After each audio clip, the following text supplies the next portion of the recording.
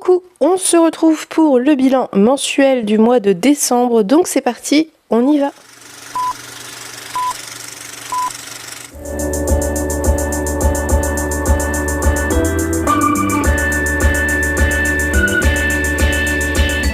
Ça peut sembler redondant de faire un bilan mensuel alors qu'on a fait le bilan de l'année. Le fait est que ce dont je parle sur mes bilans mensuels, ça ne se reflète qu'à toute petite échelle sur le bilan de l'année. Donc je tenais quand même à le faire parce que je trouve ça chouette. Moi j'aime bien les bilans mensuels, je regarde ceux des copains-copines et je trouve ça intéressant et ça me permet à, franchement, moi, de prendre conscience des livres qui arrivent, des livres qui sortent. Donc je le fais, voilà, j'espère que ça vous plaira quand même. Je vais essayer d'être relativement concise et de respecter l'espèce de nouveaux formats un peu rapides que j'ai pu faire ces derniers temps par rapport avant où je m'étalais beaucoup trop. Parce que ce sont des lectures dont on a parlé, d'autant qu'en décembre, vu qu'il y avait des daily vlogs, j'ai vraiment parlé de chacune de ces lectures a priori, donc voilà. On va tout de suite démarrer avec mes petites statistiques. En décembre, j'ai lu 23 livres, ce qui est plutôt pas mal. Franchement, avec les fêtes entre-temps, je trouve ça pas trop mal, dont 7 graphiques, principalement des mangas, mais pas que. Et j'ai lu 6 livres qui n'étaient pas dans ma palle. Donc les livres qui ne sont pas dans ma palle, c'est les numériques, éventuellement les emprunts, mais là il n'y en a pas. Et les graphiques que moi je m'achète ne rentrent dans ma palle que les graphiques qui sont des services de presse ou des cadeaux. Voilà. En décembre, j'ai lu 17 ouvrages écrits par des femmes. 17 sur 23, ça me semble vraiment très bien. Je suis très contente de cette statistique. Les seules exceptions masculines, finalement, c'est un petit peu des références. Ken Liu, McDowell, Terry Pratchett.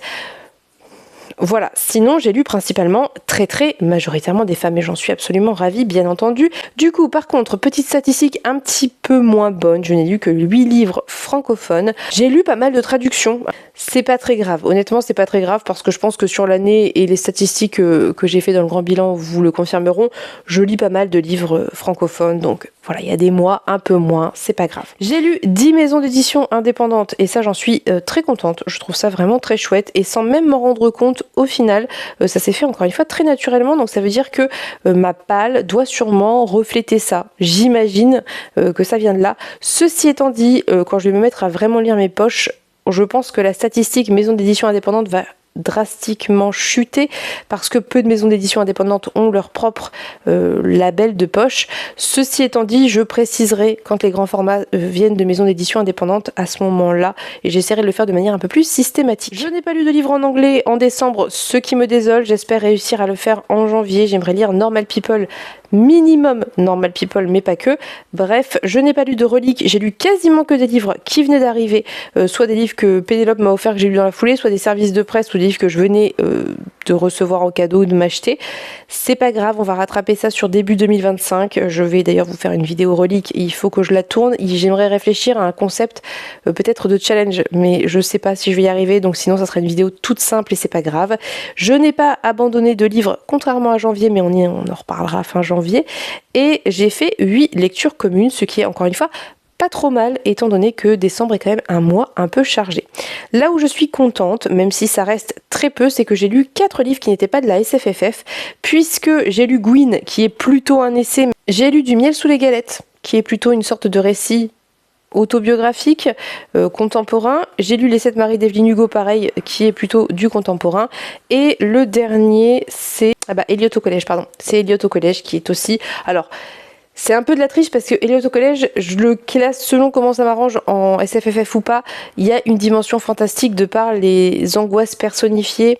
Donc je sais pas, mais bon, écoutez, il y a quand même un très grand aspect contemporain dans Elliot au collège et quelque chose de très d'actualité, donc c'est un peu sur la ligne. Du coup, ça fait qu'en décembre, dans ma palle, sont arrivés 67 livres. Ne faites pas un malaise, moi j'avais pas compté, j'ai dû compter pour la vidéo, voilà, dont 51 cadeaux.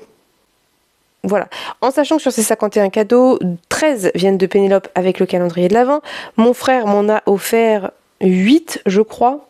Mon amoureux m'en a offert une dizaine, donc bon voilà, j'ai des gros pôles de cadeaux, hein, vous l'aurez compris. Donc bon, c'est énorme, mais évidemment je ne m'en plains pas du tout, je suis ravie. Donc c'est pas grave, c'est comme ça. J'ai reçu 7 services de presse, j'ai j'ai reçu via l'Illumicrate 2 livres en anglais et j'ai acheté 7 livres. Vous allez dire pourquoi avoir acheté des livres avec tout ce que je recevais? C'est vrai, mais quand j'ai regardé, ça fait sens puisque je me suis pris Frieren, que j'ai d'ailleurs déjà... Non, j'ai pas lu le tome 13, mais j'ai lu l'anthologie. Donc voilà, je me suis pris Et j'ai cessé de t'appeler papa, ainsi que Résister, plus par soutien aux autrices. Je me suis pris le tome 9 des Carnets de l'apothicaire qui est un manga. Donc bref, je me suis fait quelques achats, mais vous voyez, c'est beaucoup des graphiques ou des tout petits essais. Le seul livre que je me suis pris pour cadeau d'anniversaire, c'est La demeure des Maorel de Siècle Vaillant, illustré par Anouk Fort, parce que je le voulais absolument. Mais sinon, que des mangas, que des petits livres. Voilà, on est raisonnable et c'est tout. Écoutez, apparemment, je suis pas capable de faire un mois sans achat à 100%. Mais ça va. Donc, moralité de tout ça, ma palle était fin décembre à 243 livres, ce qui évidemment est une énorme augmentation par rapport à début décembre, d'une quarantaine de livres à peu près. C'était prévisible, je m'y attendais, c'est pour ça que je fais le challenge de la palle ultime, c'est pour essayer de sortir des reliques vu que de nouveaux livres arrivent. Ça s'est passé de manière un peu aléatoire, je pense qu'on peut dire, mais soit. D'ailleurs, est-ce que j'ai pas fait le bilan si ça vous intéresse, dites-moi si vous voulez un bilan du challenge de la palle ultime. Il faudrait que je me le note avant d'oublier. On ne va pas s'attarder sur ces statistiques qui sont à la fois très satisfaisantes et en même temps qui font un peu grincer des dents, et nous allons tout de suite passer à mon top et flop du mois de décembre. Commençons avec mes surprises, parce que j'aime bien commencer avec les surprises. Première très bonne surprise de ce mois de décembre, c'était La Voix des Oracles d'Estelle Faye. Pourquoi? Parce que je suis un petit peu méfiante avec les écrits d'Estelle Faye, non pas parce que je trouve que c'est mauvais, mais parce que je n'aime pas forcément tout ce qu'elle fait, je n'adhère pas à tout ce qu'elle fait. C'est très personnel, vraiment c'est très subjectif, hein. Je pense qu'Estelle Faye parle de choses toujours très importantes, mais il y a des choses qui me touchent plus ou moins, donc j'y suis allée en pensant aimer parce que Gaulantique, mais avec une petite appréhension, et au final ça s'est très bien passé. J'ai beaucoup aimé cette lecture qui, sans être parfaite, est vraiment très chouette, et surtout d'un point de vue historique, et c'est ça que j'ai adoré. Comme le disait Aurélie dans une de ses dernières vidéos, l'époque et le travail historique, le travail d'ambiance, de recherche sont vraiment très très bons, donc ça c'est quelque chose que j'ai adoré. Deuxième très bonne surprise de ce mois de décembre, c'était Un long voyage de Claire Duvivier. C'était une surprise parce que j'avais vu des retours quand même très mitigés, et à part Emmeline et Benjamin, qui sont deux personnes en qui j'ai toute confiance évidemment, hein, je dis pas ça pour... J'ai confiance en vos avis, vraiment. Mais c'est vrai que comme il y avait beaucoup de retours mitigés, j'y suis allée en essayant de ne pas avoir trop d'attentes et en me disant que je pouvais potentiellement ne pas aimer. Au final, j'ai trouvé ça excellent, j'ai vraiment beaucoup aimé. C'est pas un coup de cœur, mais j'ai beaucoup aimé. J'ai adoré l'ambiance, il y a quelque chose de... Je sais pas ce que ça m'a rappelé, mais ça m'a envoyé des vibes de nostalgie que j'ai adoré, et j'ai beaucoup aimé l'histoire. J'ai trouvé que c'était vraiment très chouette, j'ai trouvé que c'était très original et que le petit plot twist était vraiment... pépite. Donc très bonne lecture, vraiment très bonne lecture, je vous recommande Un long voyage.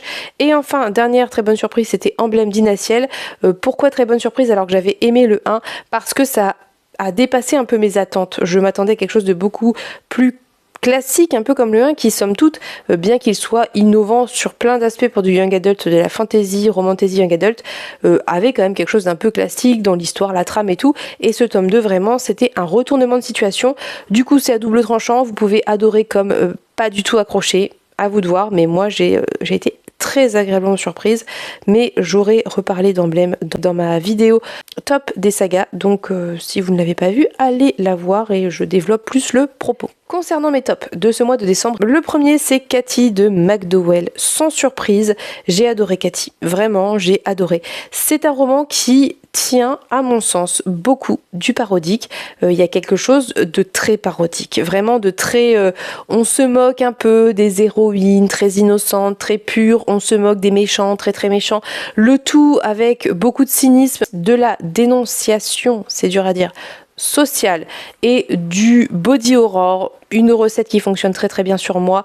Vraiment, ça l'a fait de bout en bout, j'étais hyper prise, c'est vraiment très page turner, et j'aime la manière dont McDowell se moque du monde et se moque des clichés et réussit à les utiliser de manière pas subtile et en même temps subtile. Bref, lisez Cathy si vous vous sentez capable de lire du body horror parce que c'est quand même assez trash, mais moi j'ai adoré. Enfin, dernier top de ce mois de décembre, c'était Babel de R.F. Kuang, qui n'est pas un coup de cœur parce que les longueurs de la fin, mais que j'ai vraiment beaucoup aimé.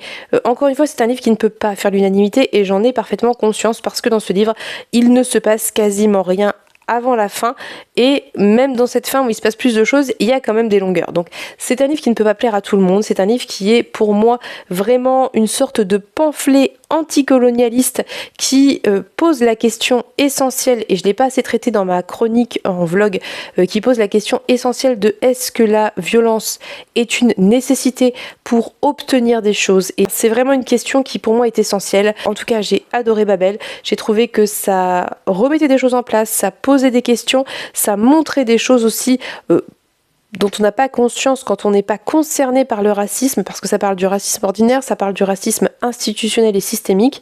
C'était passionnant, c'était très intelligent, ça parle du pillage des peuples colonisés avec une certaine colère, mais en même temps un certain regard un peu froid comme ça, via les différents personnages. J'ai beaucoup aimé le personnage de Robin, bref, j'ai beaucoup aimé, si ce n'est les longueurs de la fin. Nous allons donc passer aux choses qui fâchent, oui et non. J'ai pas de flop. J'ai des petites déceptions, mais c'est vraiment des petites déceptions parce que c'est des livres que j'ai quand même aimés, mais je m'attendais à mieux, et en plus vous allez voir qu'une de ces deux déceptions est un petit peu placée là de manière injuste. Donc on va tout de suite attaquer avec mes déceptions. Première petite déception, c'était Lady Macbeth d'Ava Reed. Pourquoi ? Je pense que je m'attendais à quelque chose qui soit plus clair dans les choix narratifs. Je comprends l'idée de l'autrice de reprendre le côté théâtral avec cette espèce de situation un peu tout le temps in medias res, puisque finalement au théâtre vous n'avez pas les didascalies, c'est joué, donc il faut réussir à saisir tout ce qui se passe sans avoir de background, si ce n'est ce que peuvent raconter les personnages, sauf que au théâtre vous avez le visuel, ce qui n'est pas le cas d'un roman. Donc c'était un peu compliqué. Elle essayait de faire des rappels, de parler de choses qui avaient pu se passer, mais c'était pas suffisant pour que ça soit très clair et situé de manière très très claire. En même temps, c'est un livre qui était très intéressant par l'époque déjà qui est traitée, puisque c'est le 6e, 9e siècle en Écosse, donc c'est quand même une époque qui est pas forcément beaucoup traitée, donc ça c'était très chouette. C'était très chouette aussi par l'aspect magique et comment c'était traité, par l'aspect conte, mythologie d'Écosse et anglo-saxon de manière générale. L'ambiance pour moi était très réussie, c'était vraiment poisseux, glauque, sombre, froid. Il manque un tout petit quelque chose vraiment dans la contextualisation pour que ça passe et que ça fonctionne mieux, et c'est dommage, mais ça reste c'est pas une mauvaise lecture. J'étais un peu déçue, je m'attendais à un petit peu mieux. Autre petite déception, c'est Le Prophète Blanc, qui est le premier tome de la quatrième intégrale de l'Assassin Royal, donc c'est le premier, j'adore dire ça, c'est le premier tome du premier intégral de la deuxième époque de l'Assassin Royal. Alors, pourquoi c'est un petit peu injuste de le placer là ? Parce que les intégrales sont pensées comme une unité, donc même si c'est découpé et qu'en français on les vend découpés, ce qui est stupide, en fait le Prophète Blanc, ça n'est, si vous voulez, que la première partie de l'intégrale. Donc c'est un peu injuste parce que effectivement on est dans un tome qui est très très introductif. Ceci étant dit, même si on considère Le Prophète Blanc dans l'intégralité du bouquin qui fait 1000 pages, donc là on est à peu près à 333 pages, ça reste trop long. Un tiers d'un livre pour réintroduire le propos, dans tous les cas c'est trop long, et c'est pour ça que c'est une petite déception, parce que vraiment j'étais contente d'y retourner. Il y a plein de moments qui étaient, en fait pour moi l'Assassin Royal c'est vraiment ça, j'adore l'Assassin Royal, j'adore Robin Hobb, mais il y a toujours des longueurs, et en même temps les moments qui n'en sont pas, les moments que je trouve prenants, sont tellement bons, tellement puissants en termes d'émotion, en termes d'histoire, en termes de ce qui arrive. Il y a une profondeur dans les émotions des personnages aussi qui est tellement forte que ça occulte toutes les longueurs que j'ai pu ressentir. Le problème, c'est que ces moments-là étaient trop peu nombreux dans ce premier volume et qu'il y avait trop de moments très très très très longs. Je peux pas développer parce que je ne veux pas du tout vous spoiler quand même les 3 intégrales précédentes, ça serait dommage. Un intégral, une intégrale, je sais jamais. Là, à l'heure actuelle, j'ai lu les 2 premiers tomes du premier intégral. Très honnêtement, je dois lire autre chose entre temps sur ma liseuse, mais je n'ai qu'une envie et je ne fais que penser au 3e tome et finir cette intégrale. Nous allons donc passer au point saga du mois de décembre. En décembre, j'ai commencé, je suis désolée, je regarde mon cahier, j'ai commencé 4 sagas, donc 4 tomes 1, avec La Voix des Oracles d'Estelle Faye, avec Witchy, dont je ne sais plus le nom de l'auteurice, mais je vous remettrai les visuels, avec La Gameuse et son chat, et j'ai commencé La Sorcière aux champignons, qui est aussi du coup une saga avancée, puisque j'ai lu les tomes 1 et 2 en décembre. Donc Elliot au collège, j'ai lu le tome 3, c'est une saga avancée et à jour, tout comme le tome 2 des Chroniques du rivage de l'Ouest d'Ursula K. Le Guin avec le tome Voix, puisque c'est avancé et à jour. Le tome 3 n'est pas encore sorti, mais je crois qu'il sort cette année, le 3e et dernier tome. En même temps, ça a déjà été publié en français, donc c'est une sorte de réédition, même si je pense pas que c'était la Thaïlande qui avait les droits. Soit j'ai avancé la saga Les Annales du Disque Monde avec le tome 4 qui s'appelle Mortimer de Terry Pratchett, donc il m'en reste juste 38 à lire, tout va bien. Et du coup, c'est tout puisque je vous ai dit j'ai avancé La Sorcière aux champignons. J'ai donc mis 2 sagas à jour avec Les Chroniques du rivage de l'Ouest et Elliot au collège, qui est très bien. Et là où je suis contente, c'est que j'ai terminé 4 sagas en décembre, à savoir Emblème d'Inaciel, Gods of Men de Barbara Kloss, Elle est la cendre, Elle est le feu d'Alice Doublier et la trilogie de Hurle de Diana Wynne-Jones, ce qui est très satisfaisant de terminer des sagas. Je voulais terminer des sagas pour terminer l'année, c'est fait, je suis absolument ravie, d'autant que c'était quand même 4 excellentes lectures, avec des préférences pour certaines, mais dans l'ensemble de très très bonnes lectures, donc très très chouette fin d'année en termes de saga. Je vais passer très rapidement aux sorties, mais je ne vais pas vous cacher que j'ai noté très peu de sorties parce que je n'ai pas regardé les sorties, parce que je ne veux pas regarder les sorties, parce que je ne veux pas me tenter avec des sorties. Voilà, vous comprendrez l'idée. Ceci étant dit, j'ai quand même 4 titres dont je vais vous parler très brièvement, à savoir la sortie en format poche du thé pour les fantômes le 16 janvier, donc ça sort bientôt pour moi, ça sera peut-être sorti pour vous, je sais pas quand la vidéo va sortir, mais voilà. Donc du thé pour les fantômes, si vous vouliez le lire, il sort en poche, c'est très très cool, chez Folio bien entendu, et ils ont gardé la même couverture qui est de toute beauté, donc c'est impeccable. Ensuite, on a la sortie d'Atea d'Anouk Faure. Alors moi je dis Atea parce que Atea c'est très moche, donc je dis Atea au même titre encore une fois qu'on dit pas Aaron mais Aaron. Ça me paraît logique, non, je sais pas ce que vous en pensez, bref. Ça c'est sorti. C'est sorti pour moi il y a quelques jours, donc c'est sorti pour vous. Donc la dernière parution d'Anouk Faure que je dois lire avec Emeline très bientôt, je traite de le lire. Ensuite, j'ai noté La Voix de Laurée de Marie Fabre qui sort aux éditions Naos le 22. Vraiment, il me fait envie. Je crois que c'est du steampunk. Je me souviens plus parce que vous savez que je ne lis pas les résumés, mais vous aurez le visuel dans tous les cas. Il me semble que c'est une sorte de steampunk, fantasy steampunk. En tout cas, ça a l'air très chouette, ça me fait très envie, je suis curieuse. J'ai pas l'intention de l'acheter dans l'immédiat, j'ai bien assez de choses à lire, mais je l'ai noté sur ma wishlist. Et vraiment, il me fait plutôt envie celui-ci. Et enfin, j'ai noté Le Sabre des Neiges de Salomé Anne qui sort le 29 janvier aux éditions Albin Michel Imaginaire, qui est donc une autrice française ou francophone, et je ne sais plus de quoi parle Le Sabre des Neiges. Je sais que c'est de la mythologie, mais alors j'ai peur de dire une ânerie. Japonaise peut-être. Je ne sais pas dans quelle mesure Salomé Anne est une autrice concernée par le Japon, a-t-elle des origines ou alors absolument pas. Donc je suis toujours méfiante quand on parle de mythologie hors occidentale. Très facilement on tombe dans l'exotisation. Ceci étant dit, je vais recevoir ce titre en service de presse, il m'intéresse, donc je serai très curieuse et je vous en reparlerai, je vous dirai ce que j'en ai pensé, même si encore une fois, n'étant pas une experte du Japon et de la mythologie japonaise, c'est parfois difficile pour moi de saisir ce qui est juste ou ce qui ne l'est pas, donc bon bref, écoutez, on verra ça, mais on en reparlera. Si vous avez vu des titres vraiment à absolument lire, acquérir en janvier, dites-le moi en commentaire, parce que je vais les noter dans ma wishlist à défaut de les acheter, puisque je vous rappelle que je suis en no-buy, alors no-buy pas strict mais no-buy quand même, et jusqu'à présent nous sommes le je sais pas combien mais mi-janvier et j'ai tenu mon no-buy, donc on va essayer de rester dans cette lancée là pour le moment, et c'est tout. Et je ne vais pas vous faire de pal pour le mois de janvier, bien que je pourrais, mais il est tellement entamé que je sais pas si ça vaut le coup. Donc bref, je vais pas... voilà, j'essaierai de faire mon bilan de janvier de manière un peu plus rapprochée de début février pour que la pal ait du sens, mais c'est vrai qu'arriver à la moitié du mois, ça a quand même beaucoup moins de sens et c'est un peu dommage. Ce que j'aimerais faire dans les prochains bilans mensuels, c'est reparler de la pal du mois précédent pour dire si j'ai validé ou pas, et éventuellement faire un point sur mes challenges, mais en même temps j'ai pas envie que cette vidéo dure trop longtemps, donc je sais pas. Dites-moi ce que vous en pensez. Est-ce qu'une petite catégorie point de challenge, est-ce que j'ai avancé ou pas mes challenges très rapidement, et point pal du mois précédent, est-ce que j'ai lu les livres que j'avais dit que je devais lire ou pas, vous intéresserait. Donc je vais maintenant vous laisser pour cette vidéo. J'espère qu'elle vous a plu, j'espère que ça vous a intéressé. N'hésitez pas à me faire votre propre petit bilan de décembre, quelles sont vos satisfactions, quels livres vous avez adoré ou détesté, lesquels vous ont marqué dans tous les cas.